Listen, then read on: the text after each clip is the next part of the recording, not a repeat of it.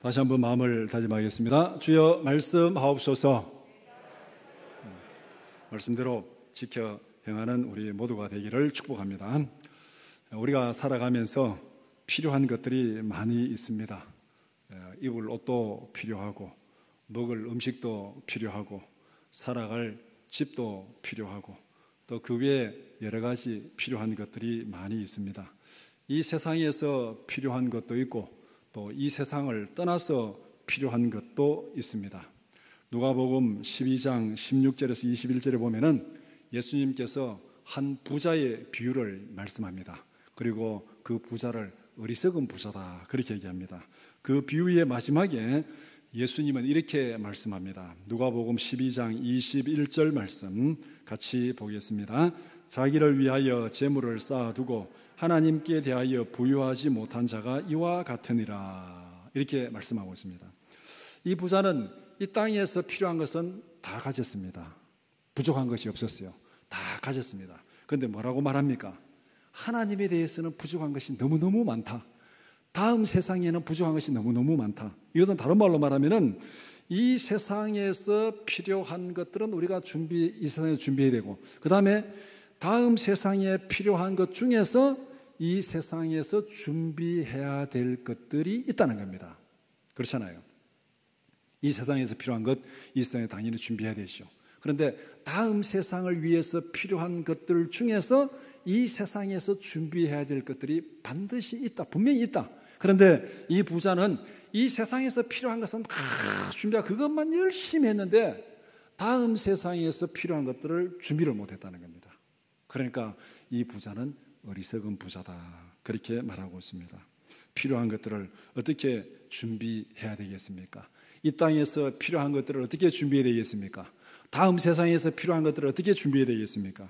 문제의 핵심은 필요한 것들을 준비하는 구체적인 방법이 문제입니다. 오늘 본문을 통해서 그 방법을 함께 살펴보고자 합니다. 열왕기하 4장 1절에서 7절을 읽었습니다. 열왕기하 4장에는 4가지 기적이 기록되어 있습니다. 끝까지 쭉 읽어보면 4가지 기적이 기록되어 있습니다. 4개의 기적은 똑같은 틀을 가지고 있습니다. 같은 틀로 기록되어 있는데 문제가 발생했습니다. 그 다음에 기적으로 그 문제가 해결되었습니다. 이게 기본 틀이에요. 문제가 발생했고 기적으로 그 문제가 해결되었습니다. 그런데 그 문제의 출발점은 도움을 요청하는 기도로 시작합니다.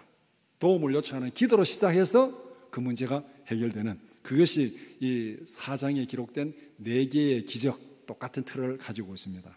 오늘 함께 읽은 1절에서 7절은 그 첫 번째 기적입니다. 1절에서 문제가 무엇인지를 말씀하고 있습니다. 7절에서 그 문제가 어떻게 해결되었는지를 말씀합니다. 그 중간에 이제 해결되는 과정을 설명하고 있는 이런 틀로 4장에 4개의 기적이 기록되어 있습니다. 오늘 열왕기하 4장 1절에서 7절을 두 부분으로 나누어서 함께 살펴보고자 합니다. 첫 번째는 하나님께 구하라, 1절, 2절. 두 번째는 말씀에 순종하라, 3절에서 7절입니다. 첫 번째, 하나님께 구하라. 한 여인이 선지자 엘리사에게 호소한 내용은 무엇입니까? 문제가 무엇입니까? 1절에 보면은 여인이 직면한 문제는 이것입니다. 남편이 죽었습니다. 빚이 많아서 갚을 수가 없습니다. 두 아들이 종으로 팔려가게 생겼습니다. 쉽게 말하면은 가족이 해체되는 위기, 가족이 해체되는 위기. 남편은 죽고 빚이 많아서 두 아들이 종으로 팔려가면은 그 가족은 다 뿔뿔이 흩어져서 해체되는 이런 위기에 처했습니다. 그러니까 이 어머니로서 이 상황을 정말 어떻게 감당을 할 수 있겠습니까? 너무너무 힘든 상황, 자기 어떻게 해결할 수 없는 그 상황에 맞이했습니다. 여인은 선지자에게 이렇게 호소합니다. 정말 해결할 수 없는 심각한 문제를 두고 선지자에게 호소하는데 뭐라고 하냐면은 당신의 종이 여호와를 경외한 줄을 당신이 아시는 바니이다. 여기 당신의 종이 누구냐면은 죽은 자기 남편입니다. 죽은 자기 남편을 얘기하면서 엘리사 선지자에게 내 남편이 여호와를 경외한 줄, 어떻게 여호와를 경외하는 삶을 살았는지 당신이 다 아는 바입니다. 이렇게 얘기합니다. 그러면은 이 남편은 엘리사 선지자가 잘 아는 사람이라는 거예요? 모르는 사람이라는 거예요? 잘 아는 사람이라는 거죠. 내 남편이 누군데, 내 남편이 어떻게 살았는지 당신이 잘 아는 바가 아닙니까? 어떻게 여호와를 경외하며 믿음의 삶을 살았는지 당신이 다 알지 않습니까? 이렇게 얘기를 하고 있습니다. 다시 말하면 죽은 남편의 경건한 믿음의 삶이 선지자의 인정과 관심을 불러일으키고 있다는 겁니다. 그러니까 그 말을 딱 듣는 순간 선지자가 당신이 그 사람의 아내입니까? 그 사람이 이런 어려움을 당하고 있습니까? 그러니까 선지자가 공감하게 되고 동정하게 되고 관심을 불러일으키는 이 상황이 지금 오늘 본문에 있는 말씀입니다. 그래서 사람들은 질문을 하기 시작합니다. 이 사람이 누굴까? 성경에는 이름이 없습니다. 이 사람이 누군지. 엘리사 선지자도 말만 되면은 그 사람 정말 경건하게 믿음의 사람이었다 다 알 수 있는 사람인데 성경에는 이름이 없어요. 누군지 몰라요. 누군지 모릅니다. 이게 누군지 모릅니다. 이게 결론입니다. 그런데 어떤 책에는 이 사람이 누군지를 기록한 책이 있어요. 이거는 그냥 믿거나 말거나입니다.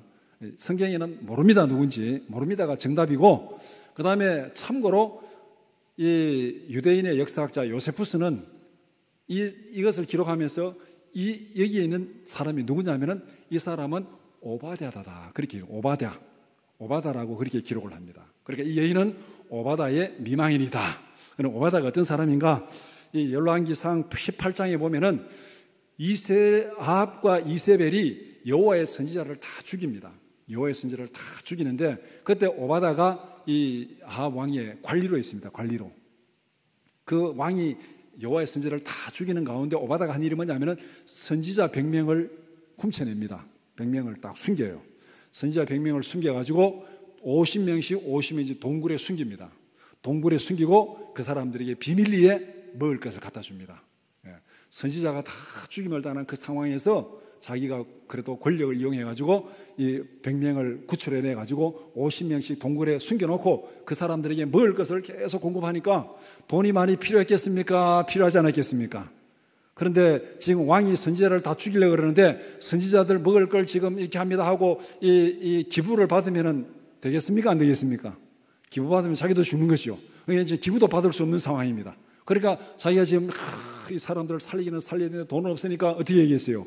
빚을 내는 것밖에 없죠. 그래서 빚을 내가지고 100명을 먹이 살리고 나중에 죽었는데 빚이 많이 졌다. 그 내용이 요세푸스가 기록한 내용입니다. 믿거나 말거나. 여기서 핵심은 뭡니까? 선지자는 죽었습니다. 그러나 그 믿음이 지금 남은 가족들에게 효력을 발휘하고 있습니까? 발휘하지 못합니까? 효력을 발휘하고 있습니다. 그 선지자는 경건하게 살다가 빚을 많이 남기고 죽었습니다. 그러나 그 사람은 죽었지만 그 믿음이 지금 효력을 발휘하고 있습니다. 우리의 믿음은 죽음 이후까지도 계산해야 됩니다. 이게 성경이 우리에게 말씀하는 거예요. 내가 사는 날 동안 믿고 살아만 끝이다. 그게 아니고 우리의 믿음은 내가 죽은 이후에도 효력을 발휘하는 믿음이 되어야 됩니다. 오늘 우리가 믿음의 선진들, 믿음의 위인들 할 때 그 사람들이 어떤 사람입니까? 그들이 죽은 다음에도 그 믿음이 우리에게 효력을 발휘하고 있잖아요. 시편 37편 25절 말씀 우리 같이 보겠습니다. 내가 어려서부터 늙기까지 의인이 버림을 당하거나 그의 자손이 걸시감을 보지 못하였도다. 믿음이 효력을 발휘한다니까 막 거창하게 생각할 거 없어요. 이거 딱 생각하면 됩니다. 내 믿음이 내 자식들에게 효력을 발휘하는 성경대로 의인의 자손이 걸시감을 보지 못했다. 이건 뭡니까? 믿음이 발휘한다는 거잖아요. 죽은 다음에 자손들에게 믿음이 효력을 발휘한다는 거잖아요.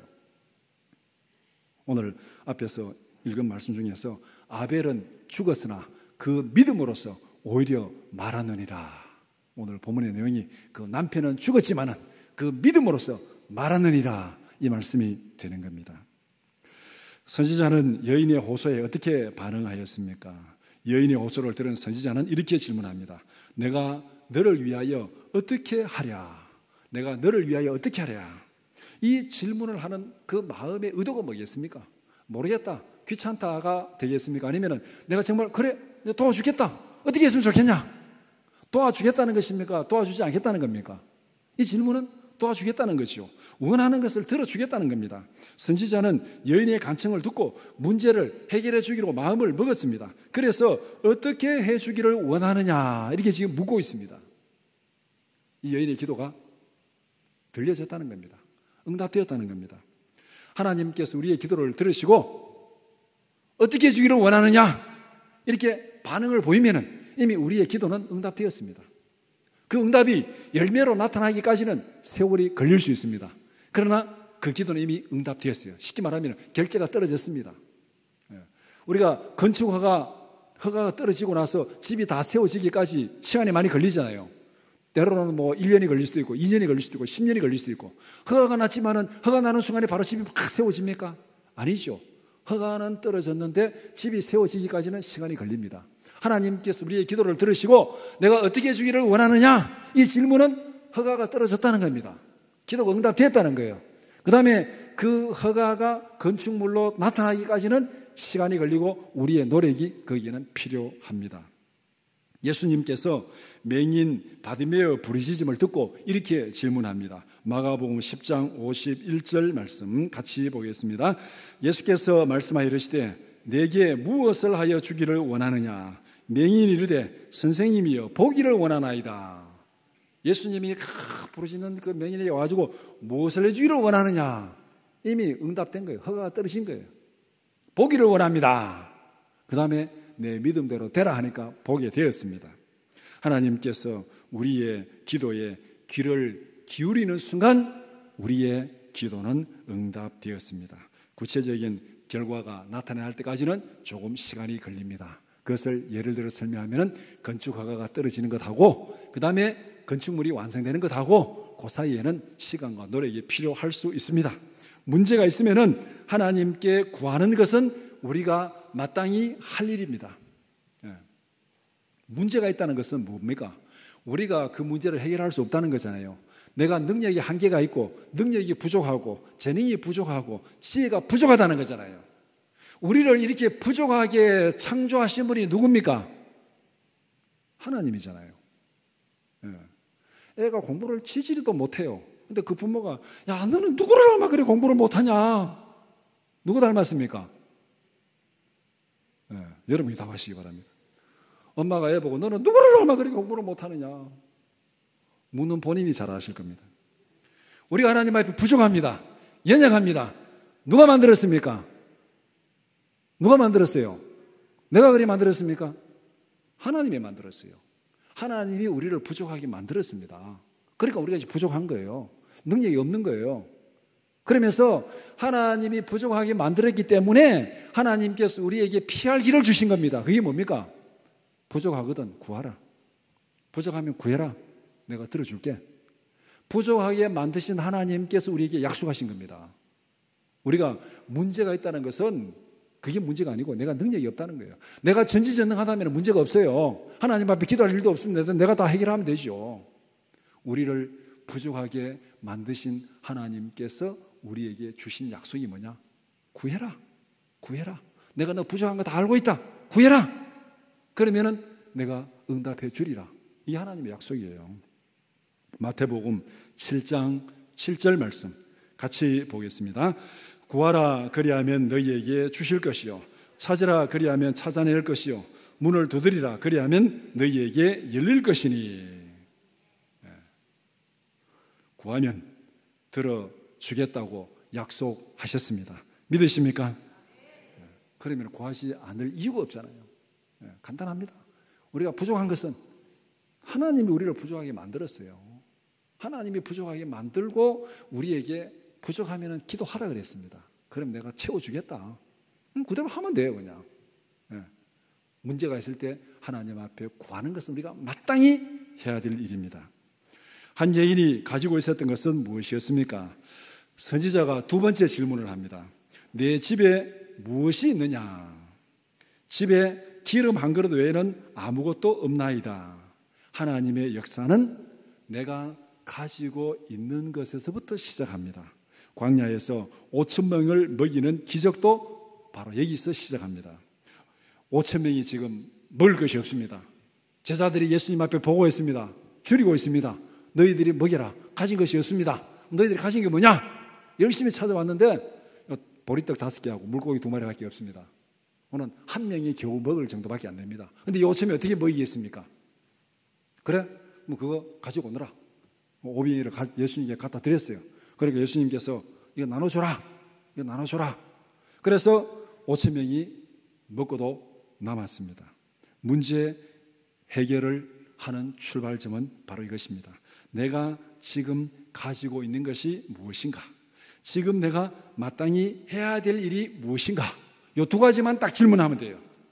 우리가 하나님 앞에 기도할 때 하나님께서 우리에게 질문하는 내용입니다. 너가 가지고 있는 게 뭐냐? 지금 너가 마땅히 해야 될 일이 뭐냐? 너가 가지고 있는 그것을 가지고 지금 마땅히 해야 될 그 일을 해라. 그러면 내가 채워주겠다. 이게 하나님께서 우리에게 약속하신 것입니다. 결과는 하나님께 맡기고 지금 마땅히 해야 될 그 사명에 충성하는 우리 모두가 되기를 축복합니다. 우리는 어떤 문제를 가지고 있습니까? 지금 우리가 가지고 있는 문제가 무엇입니까? 기도할 수 있는 믿음이 있고 기도할 수 있는 건강과 열정이 있다면 우리에게는 소망이 있는 줄 믿습니다. 오늘 이 본문에서 이 여인이 가지고 있었던 것, 기름 한 그릇, 그거는 중요하지 않습니다. 기름 한 그릇밖에 없나이다. 그거는 이거 지금 이루어가는데 도구로 사용된 것이지 기름 한 그릇만 가지고 이게 다 되느냐? 기름 한 그릇이 하나님의 기적을 나타내는 그 능력의 도구로 사용되기까지는 뭐가 있었습니까? 그 이전에 선지자에게 나와서 기도할 수 있는 믿음이 있었습니다. 그 여인에게 선지자에게 간구할 수 있는 믿음이 있었어요. 그리고 그 믿음을 행동으로 실천할 수 있는 건강과 열정이 있었습니다. 그러니까 그 믿음이 있고 건강과 열정이 있으니까 이 기름 한 그릇 가지고도 빈 그릇을 다 채우는 기적으로 나타난 거예요. 오늘 우리에게 필요한 게 뭡니까?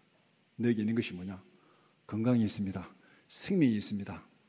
너가 마땅히 해야 될 일이 뭐냐? 하나님 앞에 기도하는 것입니다. 그럼 그렇게 해라. 그렇게 해라. 이게 우리가 할 일이에요. 지금. 이게 우리가 가진 거예요. 우리가 가진 제일 중요한 재산은 기도할 수 있는 믿음. 그 기도할 수 있는 믿음을 행동으로 실천할 수 있는 건강과 열정, 이것만 있으면 다 해결될 줄 믿습니다. 그런데 우리가 이 기도해야 된다는 믿음은 가지고 있는데 기도를 막상 하려고 그러면 방해가 왜 그리 많습니까? 장애물이 왜 그리 많습니까? 게으르고 바쁘고 피곤하고 붙어가지고 이게 문제예요. 이게 문제. 예. 우리에게는 이 2가지만 딱 하나님께서 묻습니다. 너가 가진 것이 뭐냐? 건강합니다. 너가 마땅히 할 일이 뭐냐? 기도해야 됩니다. 그러면 그대로 해라. 그 다음은 내가 알아서 하겠다. 그 다음은 내가 알아서 하겠다. 이 하나님이 우리에게 약속하신 거예요. 믿습니까? 여기에 1절 2절입니다 1절 2절. 너가 가진 것 가지고 마땅히 해야 될 그 일을 해라.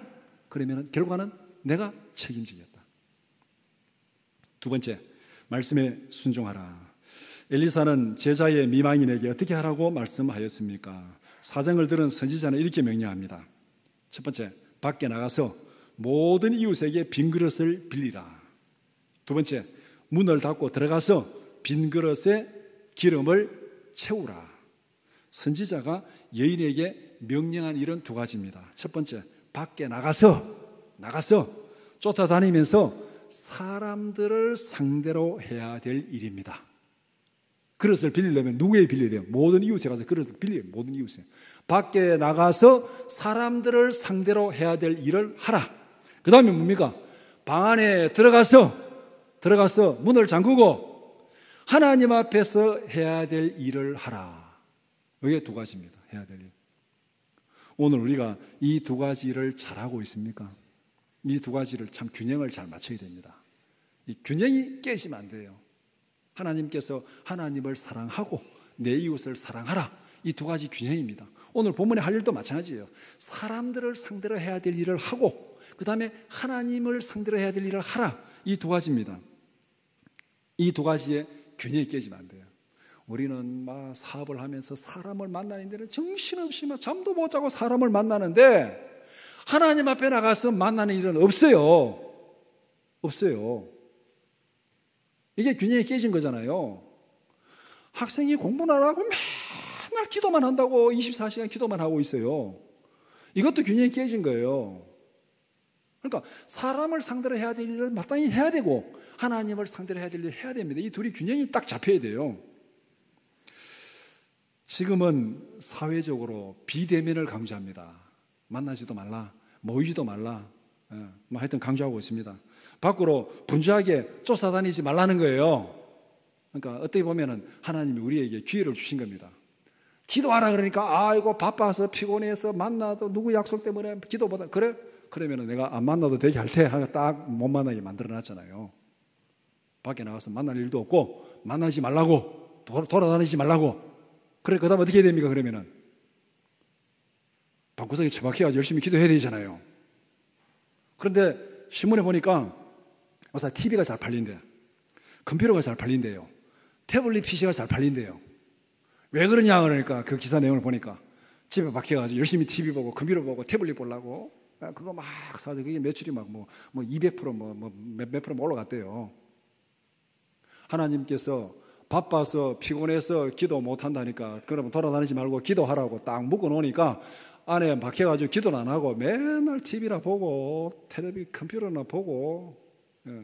제가 요 사이에 저도 뭐 별로 요새 밖에 나가 만날 일도 없으니까 집에 와서 간혹 TV를 보니까 제가 TV 진짜 안 봤거든요. 근데 요새는 간혹 TV를 봅니다. 보니까 TV에 나오는 내용이 처음부터 끝까지 먹고 노는 거야. 처음부터 끝까지 먹고 노는 거예요. 무슨 얼마 전에 신문에 보니까 개콘 프로그램 문 닫았다고 나오는데 요새 관찰 예능, 하여튼 방송사마다 똑같은 얘기예요. 조금 관찰 예능 해가지고 무슨 프로그램 이름도 잘못 동치미 뭐가 동치미가 뭔지 몰라요. 나는 겨울에 먹는 이 물김치가 동치미인 줄 알았는데 프로그램이 동치미라고 있대요. 그것부터 해서 놀면 뭐하니 먹고 놀지, 놀면 뭐하니 그래서 틀면은 관찰 예능이라는 이름으로 누구 뭐하고 어떻게 돌아다니는 거 그거 보고 하하 웃고 있고, 틀면은 먹는 거 먹방 나오고, 틀면은 홈쇼핑 나오고. 제가 TV를 많이 못 봐서 그런지 제가 보는 건 전부 그거예요. 전부 그거. 그거를 전혀 보지 말라는 거 아니에요. 사람이 살다 보면 이렇게 휴식도 필요하고 하죠. 한두 시간은 보세요. 한두 시간은 보는데 그 이상은 보지 마세요. 다 똑같아요. 거기에 빠지면은요, 하나님 앞에 해야 될 일 다 무너집니다. 다 무너져요.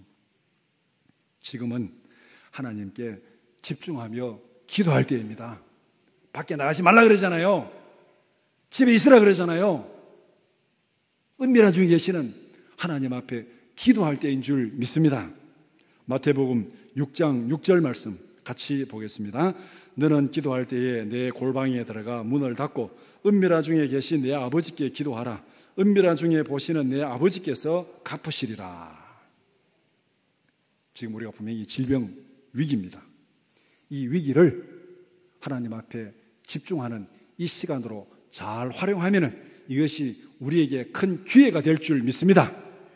그런데 그렇게 활용하지 않고 밖에 나가지 말라니까, 아이고 교회도 가지 말라니까, 아이고 잘 됐네, 아이고 안 그래도 교회 가기 귀찮은데 아우 잘 됐다 TV로 그냥 대충 보고 아이고 집에 들어가면 그 다음부터는 계속 TV나 보고, 놀면 많이 TV나 보자, 놀면 많이 먹방이나 보자고 계속 지나가면은 이건 우리에게 진짜 위기입니다. 이거는 영적인 타락이에요. 진짜 위기입니다. 우리는 이 시대일수록 하나님 앞에서 내게 주어진 이 시간을 어떻게 잘 활용해야 되는가, 하나님 앞에 심각하게 기도하면서 우리가 정말 시간의 청지기로서 사명을 잘 감당해야 됩니다. 여인과 두 아들은 선지자의 말씀에 어떻게 반응하였습니까? 그 여인과 두 아들은 선지자가 시키는 대로 순종했습니다. 기적이 일어났습니다. 그들이 빌려온 빈 그릇에 기름이 가득 채워졌습니다. 기름 한 그릇밖에 없었는데 온 동네에서 빌려온 빈 그릇을 다 채웠습니다.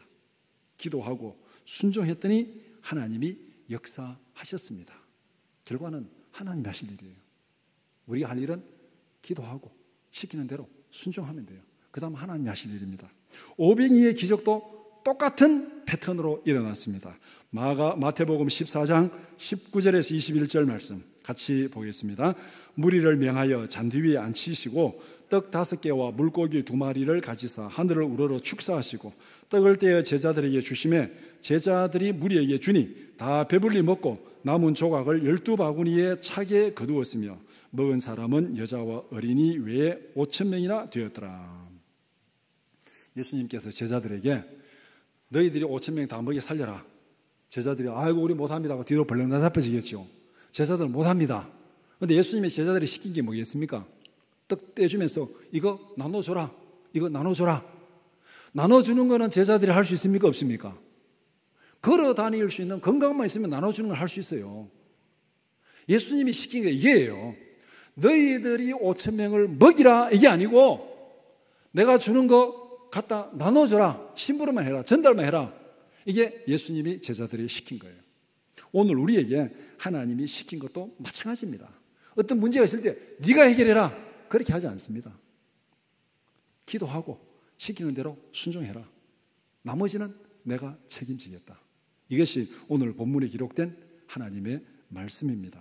우리가 할 일은 대단히 단순합니다. 그렇지만 믿음이 없으면 할 수가 없어요. 믿음으로 기도하고 말씀에 순종하라. 그 이상은 하나님이 채우실 줄 믿습니다. 이 원리가 오늘 본문의 말씀입니다. 선지자는 여인에게 기름을 어떻게 활용하라고 말씀하였습니까? 하나님의 기적을 경험한 여인은 다시 선지자를 찾아갑니다. 빈 그릇을 다 빌렸습니다. 가득 채워서 가득 찼습니다. 그 다음에 이제 선지자를 찾아가가지고 묻습니다. 그 다음 어떻게 해야 되겠습니까? 시키는데 했더니 한 그릇밖에 없는 기름이 온 동네에서 빌려온 빈 그릇을 다 채웠습니다. 어떻게 했으면 좋겠습니까? 이렇게 선지자에게 물었습니다. 선지자가 두 번째 명령을 합니다. 첫 번째 명령은 빈 그릇 빌려다 기름 채워라 했습니다. 말도 안 되는 명령을 시켰죠. 그렇게 한다고 되겠습니까? 하지 말든지. 근데 그대로 했잖아요. 말도 안 되는 얘기지만은 그대로 했습니다. 빌릴 때 얼마나 또 저 미쳤나고 돈이 없더니 남의 집에 빈 그릇 빌려다 저 미쳤나 얼마나 조롱이 많았겠습니까 사람들에게. 근데 빌려와서 하여튼 그렇게 샜어요. 하니까 가득 찼습니다. 기적이 나타났어요. 그 다음에 물으니까 선지자가 뭐라고 말했냐? 가서 기름을 팔아 빚을 갚으라. 가서 기름을 팔아 빚을 갚으라. 그 다음에 남는 것으로 너와 내 두 아들이 생활하라. 이렇게 명령했습니다. 굉장히 간단한 명령입니다. 빚을 다 갚았습니다. 빚을 다 갚았습니다. 이웃에 대한 의무를 다 했죠. 7절 이후에 그 다음에 설명은 없어요. 설명은 그대로 다 됐다는 얘기잖아요. 그 다음에 가족이 해체되지 않고 함께 생활하게 되었습니다. 앞에 1절에서는 두 아들이 지금 종으로 팔려가게 생겼어요. 가족이 다 뿔뿔 흩어져야 돼요. 그런데 흩어지지 않고 같이 생활하게 되었습니다. 가정이 시켜졌어요. 여기서 성경은 받은 은혜를 활용하는 원칙을 우리에게 말씀합니다. 지극히 간단한 말씀인데 우리에게 굉장히 중요한 행동 원칙을 제시합니다. 첫 번째, 하나님과 이웃에 대한 의무를 먼저 실행하라. 하나님과 이웃에 대한 의무를 먼저 실행하라. 빚진 사람이 빚을 갚아야 되는 것이 의무입니까? 의무 아닙니까? 이거는 마땅히 갚아야 되죠. 빚을 졌다면 빚을 갚는 거 이거 마땅히 해야 될 일이에요. 떼먹으면 안 돼요. 이거는 마땅히 해야 될 일입니다. 그러니까 하나님께서 은혜를 주셨습니다. 그 받은 은혜를 어떻게 되는가? 그 받은 은혜를 가지고 먼저 하나님과 이웃에 대한 너의 의무를 먼저 실행해라. 가서 기름을 팔아서 빚을 갚아라. 그 다음 뭡니까? 두 번째, 그리고 나서 남는 것으로 자신의 필요를 채우라. 이게 우선순위 원칙입니다. 정말 간단한 일 같지만은 그렇게 간단하지 않습니다. 실제 우리의 이런 일이 벌어지면 어떻게 됩니까? 내가 다 먹고 쓰고 남는 것으로 하나님께 의무를 하고 남는 것으로 이웃에게 의무를 하는 것. 이게 지금 우리가 보통 살아가는 원칙 아닙니까? 어떤 문제가 생기면은 내가 먹고 쓰고 다 하고 나서 남는 것으로. 근데 오늘 본문에 뭐라고 말합니까? 가서 팔아서 빚을 갚고 그 다음 뭡니까? 남는 것으로 생활하라. 이 원칙입니다.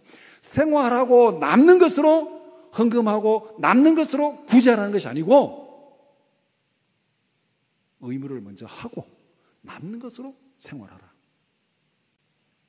이게 전혀 다른 삶의 원칙입니다. 간단하지만은 정말 실제로는 간단하지 않은 얘기입니다. 대부분의 경우에 은혜가 주어지면은 어떤 일이 벌어집니까? 우리 안에 필요한 것이 폭발합니다. 필요한 것이. 돈이 없을 때는 뭐 별로 필요한 것도 없어요. 돈이 생기면은 필요한 것이 폭발합니다. 필요한 폭발해요. 1억이 생기면은요, 필요한 것이 10억이 생깁니다. 제 말이 틀렸는지 안 틀렸는지는 오늘 집에 가서 한번 상상을 해보시기 바랍니다. 여러분이 집에 가서 이제 식사를 하시고 앉아가지고 내가 로또를 사가지고 100억이 당첨되었다. 이 100억을 어떻게 쓸까? 그때부터 그림을 그리시기 바랍니다.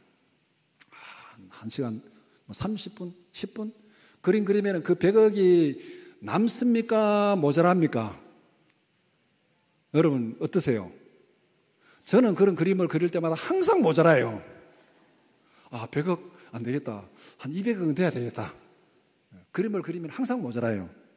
뭐를 얘기하고 있습니까? 우리에게 어떤 것이 딱 생기면은요, 내게 필요한 게 폭발합니다. 돈이 생기면은, 지금까지 내가 돈 없을 때 못했는데 이것도 해야 되고 저것도 해야 되고 휴가도 가야 되고 여행도 가야 되고 이것도 해야 되고, 뭐 돈이 없을 때는 몰랐는데 돈 생기고 보니까 막 차도 꾸지리 하고 집도 꾸지리 하고 막 마누라도 꾸지리 하고 막 이것도 바꾸고 저것도 바꾸고 막 다 바꿔야 돼. 그러고 나서 뭐를 하려고 그러면 할 게 없어요. 그렇게 하면은 하나님과 이웃에 대한 의무가 다 사라집니다. 은혜를 받았을 때 먼저 하나님과 이웃에 대한 의무를 먼저 실행하라. 이 원칙. 그리고 나서 남는 것으로 생활하라. 그 남는 것으로 생활하면 굶어 죽겠습니까? 안 굶어 죽어요. 하나님이 굶어 죽으라 그래 한 게 아니에요. 하나님께서 우리 은혜를 주실 때 이 원칙을 잘 지켜야 됩니다. 이 원칙 잘못 지키면요, 하나님이 은혜 주시고 그 다음에는 안 줘요. 안 주니까 끝나는 거잖아요. 돈 조금 벌었다가 탁 날뛰다가요, 꼬라박는 사람이 한둘입니까? 이 원칙이 문제가 생긴 거예요. 이 원칙을 잘 지켜야 돼요. 말씀을 정리해 봅시다. 한 여인에게 심각한 문제가 생겼습니다. 빚을 갚을 수가 없어서 가족이 해체될 위기에 처했습니다. 선지자에게 나가서 간청했습니다. 선지자는 그 여인에게 두 가지를 질문합니다. 첫 번째, 너를 위하여 어떻게 하여 주기를 원하느냐? 자기 원하는 게 있죠. 너를 위해 어떻게 하여 주기를 원하느냐? 두 번째 질문, 내가 가지고 있는 것이 무엇이냐? 우리가 기도할 때 하나님께서 질문한 질문이 이것입니다. 어떻게 해주기를 원하느냐? 너가 원하는 게 뭐냐? 지금 너가 가지고 있는 게 뭐냐? 건강이냐? 생명이냐? 돈이냐? 너가 가지고 있는 게 뭐냐? 그거 가지고 마땅히 해야 될 일을 하라는 거예요. 그 다음에 선지자는 그 여인에게 두 가지 명령을 합니다. 첫 번째, 빈 그릇을 많이 빌려다가 기름을 채우라.